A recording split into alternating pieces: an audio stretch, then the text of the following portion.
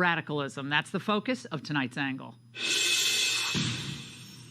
All right, let me just say as a mother, it is a minefield for parents out there.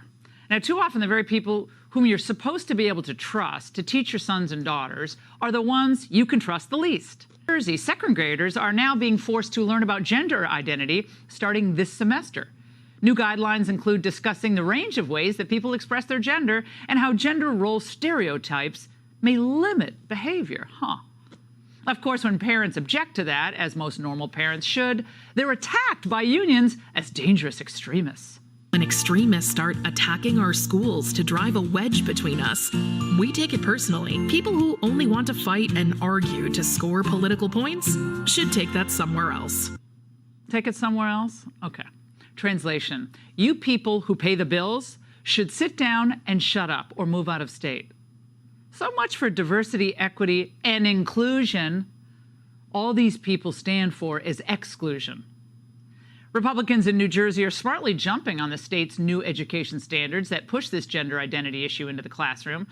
But despite parents' strenuous objections, Democrat Governor Phil Murphy greenlit this new sexualized education standards that are being implemented, as I said, right now.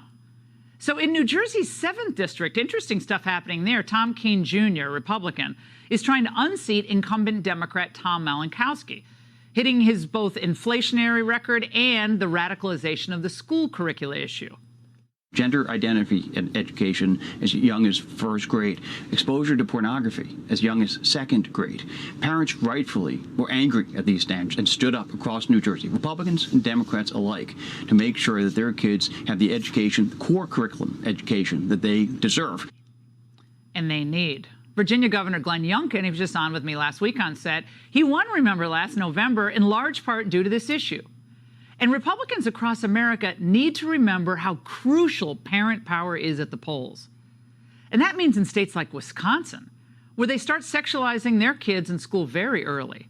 Under parents' noses, these deviant organizations burrowed into our culture and into our schools.